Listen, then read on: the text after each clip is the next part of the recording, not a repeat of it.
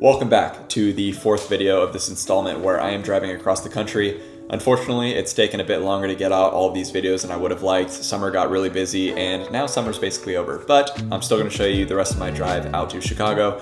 Have one more video after this coming up, but before we get there, I will be taking you through what it is like to prepare for a professional golf tournament. I will be playing in the APT event at Metamora Fields Golf Club and Weaver Ridge Golf Club in Peoria of Southern Illinois. APT is a really cool tour. It stands for the All-Pro Tour. They basically follow around the PGA Tour and the Korn Ferry Tour.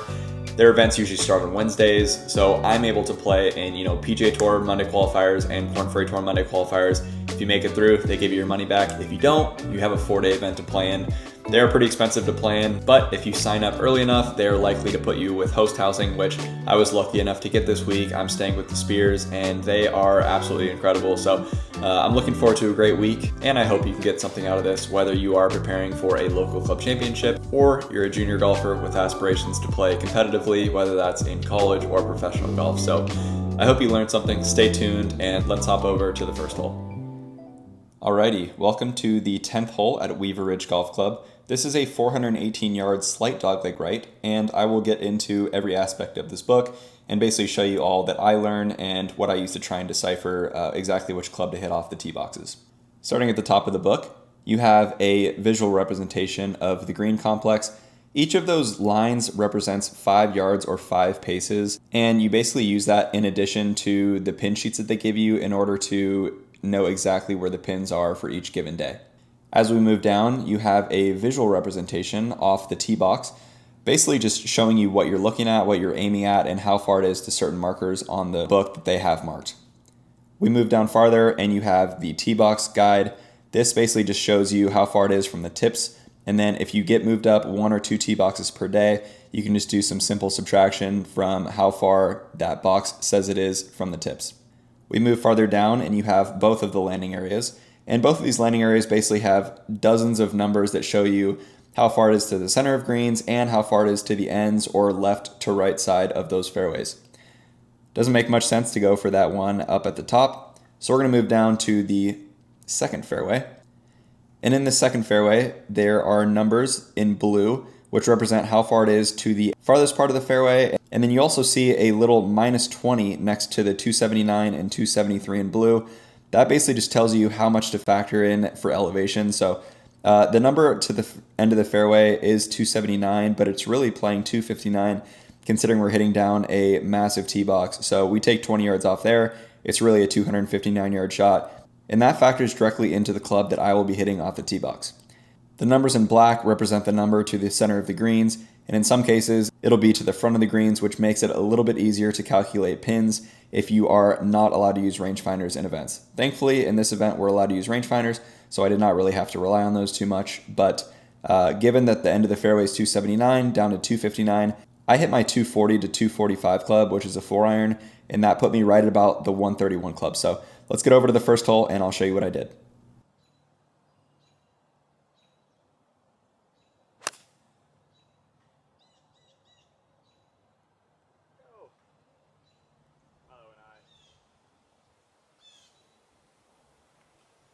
Middle of the fairway, not that long of a par 4, so it's kind of all we were trying to do based on what you guys saw in the book, so mission accomplished.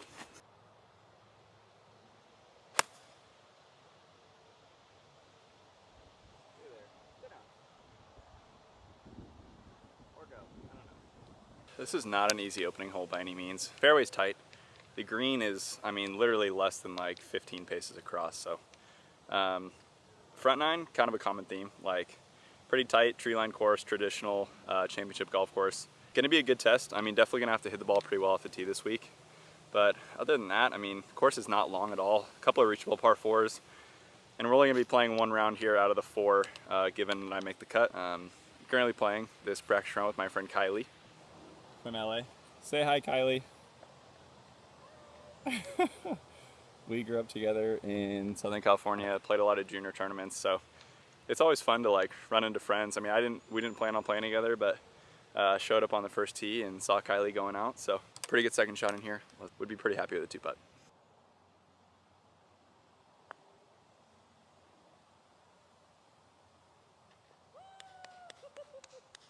I should have a camera on me more often. Well, yeah, I mean, hit a lot of good shots in the front nine. Didn't make anything. Me and Kylie were talking about putting. She actually just gave me a little putting lesson last hole. So maybe you're the difference this week. After finishing out each hole, I will usually place a couple of these little white holes that I have around the green in places that I expect the pins to be. I'll hit putts, chips, and basically just try to get the feel of the course as best I can before moving on to the next hole. All right, we are going to move on to the 11th hole. This is a 489-yard par 4 for the men. The women are going to play the same tee box as us and play it as a par 5. Pretty good par 4. It's definitely too short to be a par 5, so I'm glad they did this.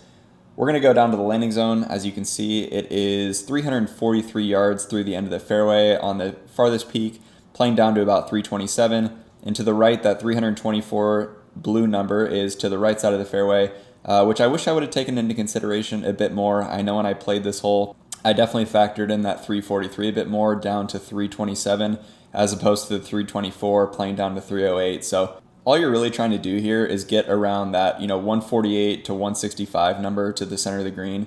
That's going to give you the best opportunity to make 4 and potentially a 3. But if you do make 4 here during your round, you are going to be picking up probably 0.3 to half a shot on the field, which obviously is all you really want.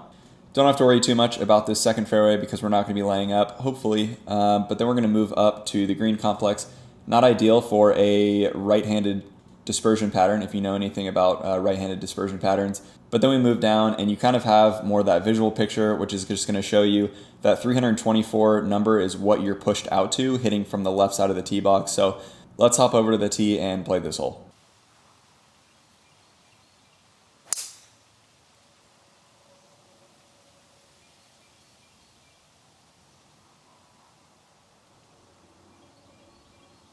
Big part of today too is going to be kind of checking the, you can go on the weather app and kind of check what the wind direction is at this current time. And you're actually allowed to use compasses during professional golf tournaments. So I'll probably be checking just to make sure that the wind direction on the weather app is correct, because then I'll be able to write that down and use a compass during the tournament.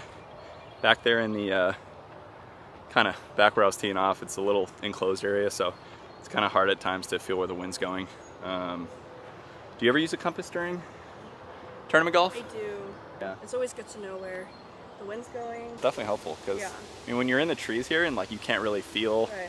exactly where it's going, sometimes it's nice to have that reassurance that what you're feeling is correct or incorrect for that matter. So Yeah, it's also best when you're standing on the tee on a tournament day, it's not like you're guessing. yeah, You'd be confident going up to the yeah. shot. Guessing in tournament golf is the absolute worst. So Yeah. that's what we're here today for. Exactly. Hopefully Kylie will be able to drop some more tips for you guys throughout the video, and then maybe I can learn something too.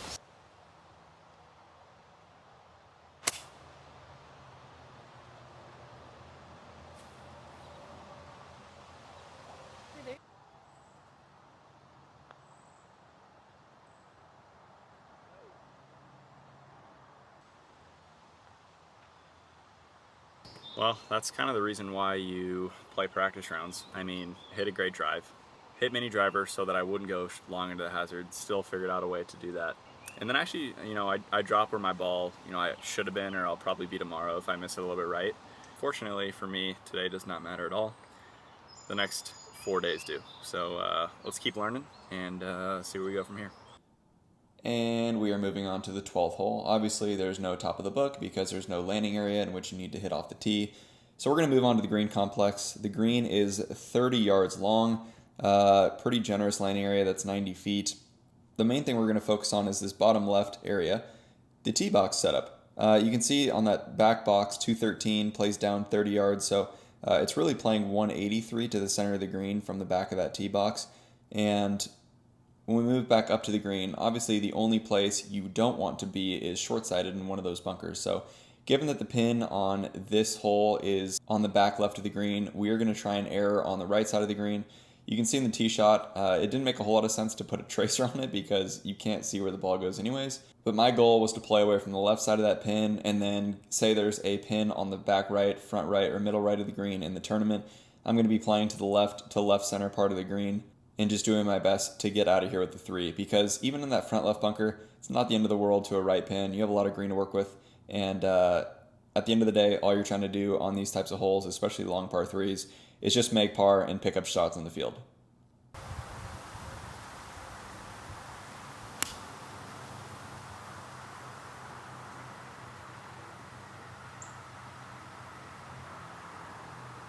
Really should have learned last hole after how into that iron shot was, that this shot, which is obviously going perpendicular that way, would not play right to left, but the wind was swirling up here in the tee box again. So a lot of covered areas and I didn't trust it. So that one kind of fanned out right, even though it didn't feel like that bad of a swing. So yeah, not really the start we were looking for on this back nine. Hit it really well in the front, scored pretty well. Yeah, we're gonna have to start trusting the wind from the previous holes and what the weather app and compass say. So let's go see if we can get up and down.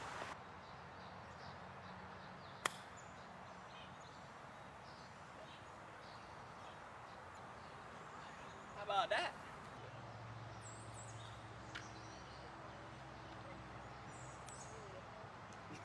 So another thing that certain tournament organizations will do is put dots out, and I've been absolutely no help to Kylie in the first 11 holes of finding these dots, but we'll put, like, you know, holes that you've probably seen on the first couple holes on the little black dots that they have out here, because you know it's going to be at least one of the tournament days. But Kylie also has the pins from last year that they used on both days, so we're kind of putting it in both those areas. We'll put a hole in the black dot, and then we'll put another one wherever it was last year, just to kind of get a feel of hopefully where they're going to put some pins.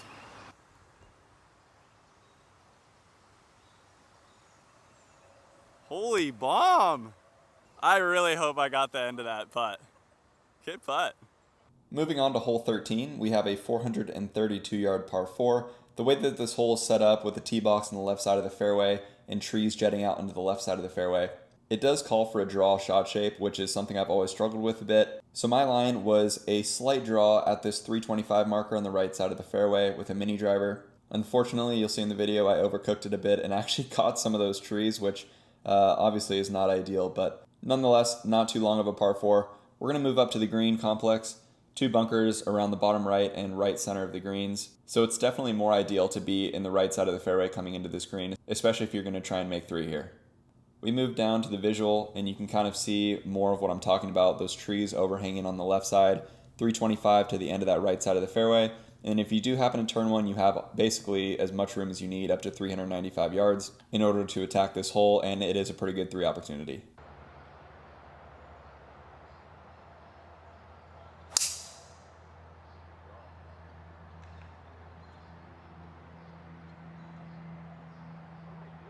I think I hit every fairway in front.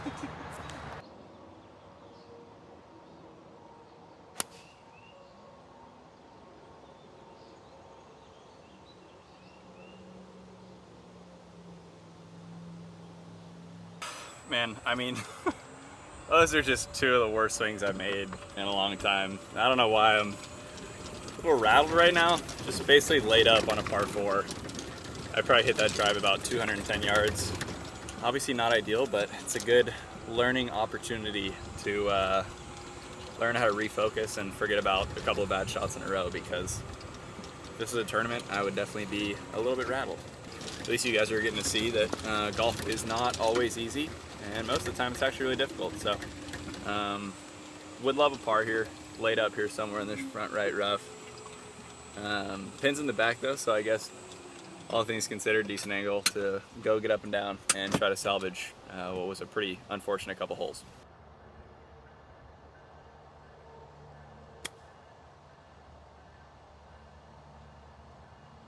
This hole is beating me up. Thought I hit a really good shot. Apparently, Kylie said I landed just in the fringe. Needed like another 3 feet to land on the downslope and release all the way to the hole, but we're gonna have to make about a 18, 19 footer here to save 4 and try some of my sanity. So.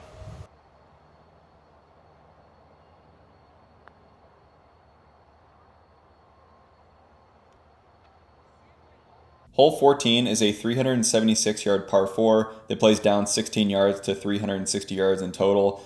Unfortunately, the green is kind of covered by trees, and missing left just is not good either. So unfortunately, you're going to have to take your medicine here, lay up, and it is still a pretty easy wedge shot. You can see to the end of this left side of the fairway, It's 272 yards playing down 16 again to just over 255 yards. And leaving yourself in this left side of the fairway gives you the best angle into this green that kind of runs from bottom left to top right. And we'll move up to the green. Obviously, you're not too worried about the bunkers. I hope not with a 100-yard wedge shot, but you're really just trying to leave yourself under this pin. It does get pretty undulated, as you can see in the center of that green. And as we move down to our visual of this hole, you can see that you're hitting out towards that 272-yard blue line. That is the end of your fairway, which is the farthest you want to hit. Given it's playing down 16 yards, I'm hitting 4-iron again just to get myself in the fairway, as that's my 245-yard club, and it'll leave me short of that with just about a 105 to 110-yard wedge shot.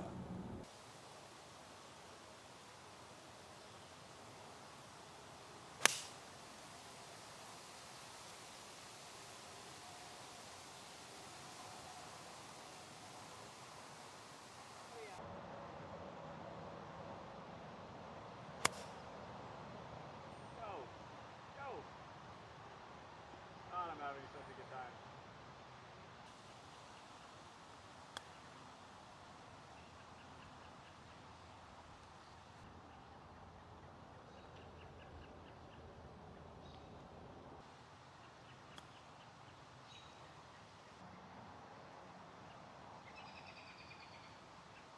Hole 15 is a slight dogleg right 458-yard par 4.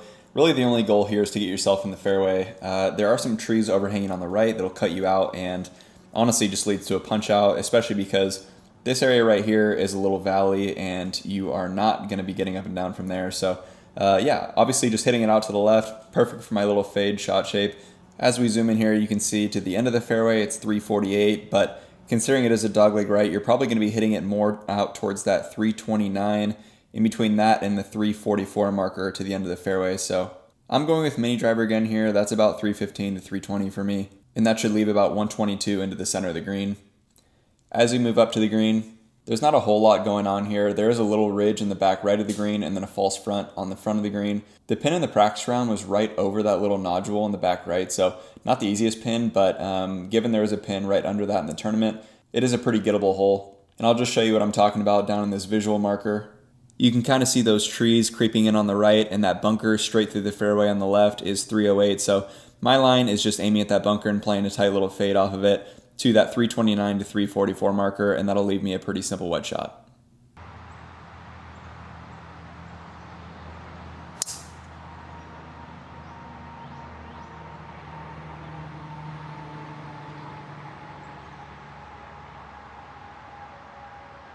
Yeah, finally felt like a good swing. Hopefully, yardage book was actually accurate.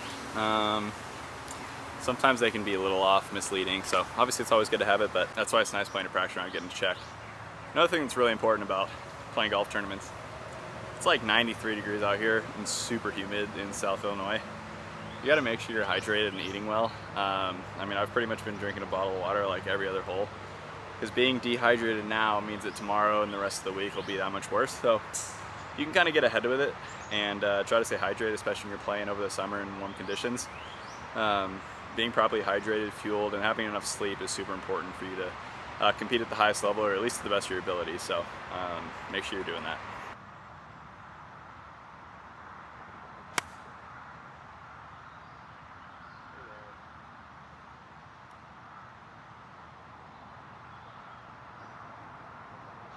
Thank you. A lot of my misses today are kind of that, it's my tendency, which is to start flaring them a little bit right, or the overcorrect is to, like, you know, overdo it and have it kind of draw too far to the left, which usually happens when I start aiming too far right, because then I have to either cut across it and leave my face open more, which creates more right, or I'll kind of square the face up and hit it like a kind of a straight pull left. Knowing your tendencies is really important, because I think I'm going to have a really good finish to this round, or at least I'm going to try, because it feels like my tendency. So I'm going to start working on my aim, and hopefully that'll straighten some things out.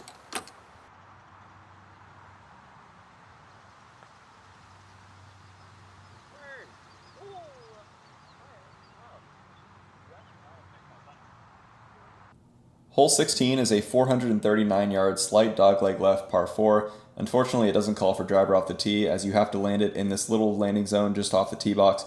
It's 287 yards to that blue marker just through the fairway in front of that second bunker, and it's 258 to cover the first part of the fairway. Unfortunately, you can't hit driver because there are trees all along the left side of the fairway, and you'd have to shape a draw considering that the tee box kind of pushes you out to the right side of the hole. Thankfully for me, my 3-iron is about 265 to 270 yard carry, so that puts me right at about that 124 marker off the tee. Statistically, the best chance for me to make par or even birdie. It just really doesn't make sense pushing driver up there into that tight area, bringing the bunkers and the trees into play. We move up to the green complex. It's pretty unremarkable. It's not a very difficult green at all. This is definitely a pretty scoreable hole. The only thing you don't want to do here is short side yourself. You can see some of those mounds and runoffs that are represented by the shaded gray areas. And we move down to the visual that you have off the tee box. This shows exactly what I'm talking about, those trees along the left and then that bunker on the right. So it's really a pretty simple shot off the tee box, just a 3-iron towards that 237 marker, straight through the middle of the fairway. And if you push it a little bit right, I'd be fine short of that 287. If I do tend to hit one a bit hot and pull one left, I do have enough to carry that left corner at 270 or so. So this hole definitely calls for 3-iron. Let's go see what we can do.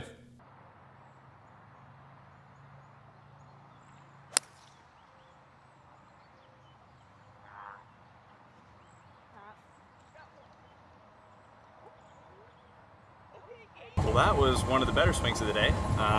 Hopefully that little aim change helped the feels a little bit. That's honestly, like, when you're playing golf, especially in practice round, it's never a terrible idea to, try a couple of your go-tos that fix your tendencies, especially when you see them start to creep in, because my tendency in tournament golf that I've been trying to get rid of with Dana Dahlquist, my swing coach, is my hands get really lifty and I aim right, and then I don't really have an option but to swing left at it. So that kind of creates that bigger cut, especially the weak one right that I've had a couple times today. So yeah, that seemed to do something. That was a great swing, and 3 good swings in a row actually. So let's keep it going, see if we can get another couple birds coming in.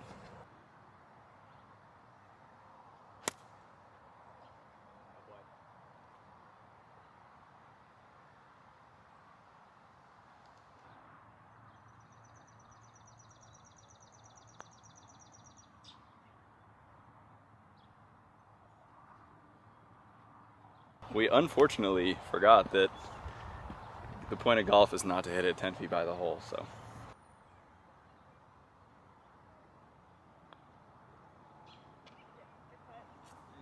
Hole 17 is a 165-yard par 3.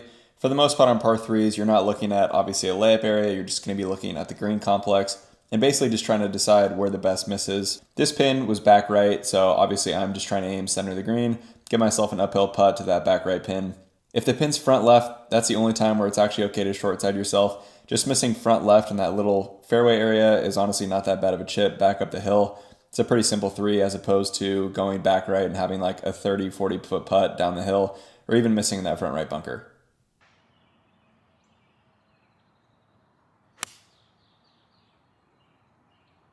That's supposed to cut.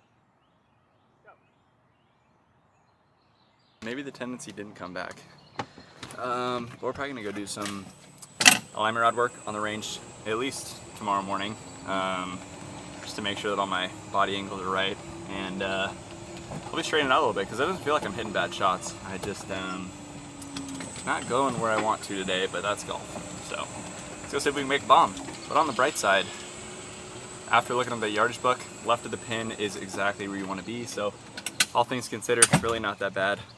How about this view though?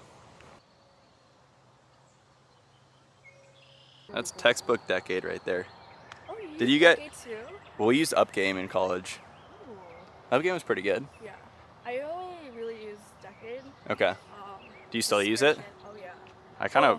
I should start using it again. I think, especially I was not aiming. Yeah, is that what Decade would tell you to do? Just No. go flag one, Definitely not. covered over a bunker.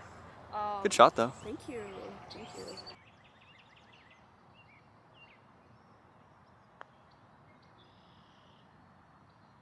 Oh, dude, that's quick up the hill.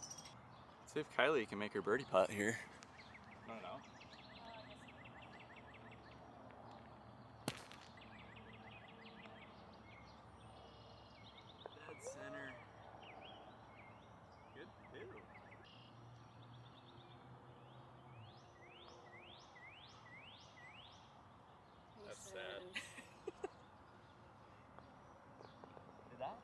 Well, that's unfortunate.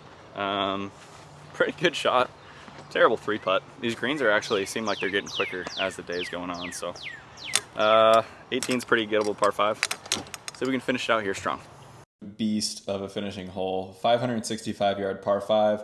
Ton of risk reward at play. I love this kind of hole, to be honest. I mean, there's so many options off the tee, and this is really about the most situational golf hole you'll find. Directly off the tee, you'll see your main landing zone where most players will be going. It is only 300 yards to the end of this fairway. I guess just over 300 yards into that fairway. But if you can see in the red right next to that number, it's down 24. So it's really only playing 276 down to the end of that fairway, which is, again, a 4-iron off the tee. Hit that a couple times today. If you do want to get a bit more aggressive, there's this tighter landing zone up front, and it's 338 to cover to the front of that. And you really don't want to go farther than 360 yards, playing down to like 330, 340. So, and then you have obviously this river ravine running through the middle of it. So that's kind of your picture that you're looking at. And obviously, when you play a par 5, you're trying to make 4 to the best of your ability, but you also don't want to hit driver left. I mean, all of this area over on the left side of the hole, that's all trees and just absolute garbage. So, situationally, if I am, in the cut and not really trying to press or anything, definitely hitting 4-iron. If I'm, one off the number, it probably makes sense to go ahead and push it up and just give myself the best possible chance to make birdie. I'll show you the visual representation of what this hole looks like. It's super nasty. I mean, you can kind of see it's just straight down the side of a cliff. You're hitting down straight at that bunker. You can see it's 300 to the end of the fairway down to 276. And for the most part, that's where I'm thinking I'm going to end up going. Hopefully I won't have to hit driver, but if it calls for it, then obviously that's also an option and makes the hole much, much easier. We move up to the green complex, and there's definitely not a whole lot going on up here. I think the main difficulty of the hole is just getting off the tee box. You kind of want to miss in this short right bunker, and that kind of gives you access to every pin that you'd need, except for maybe that back right pin, which, missing anything short or left is pretty ideal. Overall, this hole is just going to be incredibly situational. I'm going to play both balls with driver and 4-iron and just kind of see how I feel with both the shots, but ultimately I'm hoping I'll end up going with the 4-iron.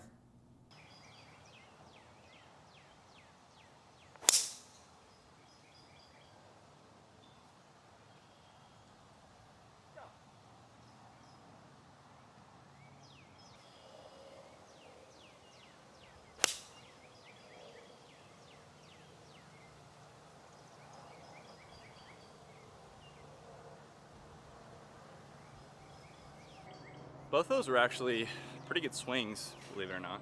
I'm hoping that driver had enough carry. I think it's 335 or so. You guys will be able to see in the yardage book, but it's kind of the picture I was looking at. You can see what it looks like in the yardage book and then on the actual course.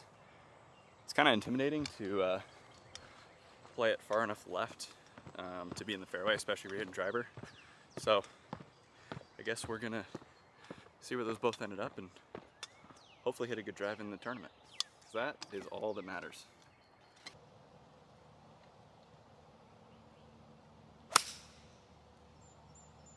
Go. Oh my God, it's right at it. Go. Thank you. I mean, yardage book wise, like I'm pretty sure front right of the green is probably where you want to be to most pins. It's kind of where I was trying to go. Hopefully I explained that well enough in the cutscene, but I don't know, I hit a phenomenal drive up here in the next fairway, but I really don't know if it makes sense. I mean, like landing zone wise, my ball is right here. Where is it? My ball's right here in the left side of the fairway, and I probably only have like a, 8-iron in. It's probably gonna be very situational because, I mean, you gotta go over all of these trees and cut it into the fairway right here, especially with my fade. So realistically, I mean, especially if it's the first or second round, like, it's not worth making a double or triple bogey here. I can still reach it in 4-iron off the tee. Obviously it sucks not being able to use all my distance to my advantage, but at the same time, like, being able to hit 4-iron and still have an iron into this green is really important, and that's kind of my advantage on this hole, even though I can't hit drivers. So yeah, we're gonna play this out either way, but we're probably gonna stick with that first ball, with the second ball, that 4-iron, and see if we can get up and down for 4.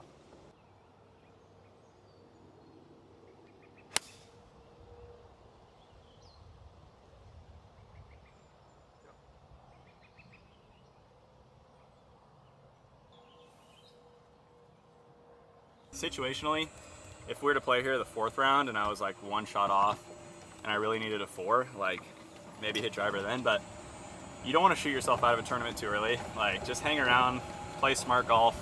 The birdies will come where they may, and just don't make bogeys. Because, fun stat for you guys, the stat that correlates to winning more than any other stat is bogey avoidance.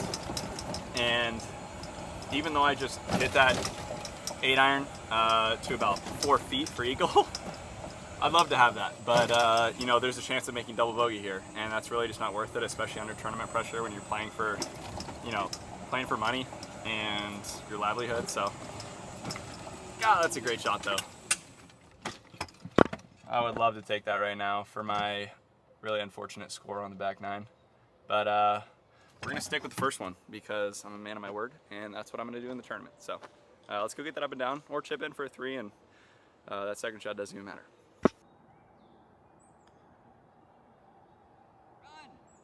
God dang it, that's dead center.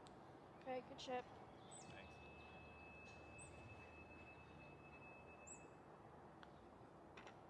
Thanks. This is the exact. This concludes the back 9 at Weaver Ridge. Honestly, really pretty. Was not expecting it. Especially, is this a public course or private? I think it's public. Okay. I mean, Could be wrong. if you're ever in South Illinois, Peoria, I think that's how you pronounce it. Peoria, yeah. I'm struggling with the names out here, but that was a lot of fun. Hopefully you guys learned something from that. Thanks to Kylie for putting up with me playing so slowly. No, it was really fun. I really enjoyed it. It's been a while since we've seen Yeah. each other. So. Yeah. Well, I'll be out at a couple more of these, so I'm sure you guys will see her again. And yeah, hope you enjoyed it. Tune in for the next one. See you guys.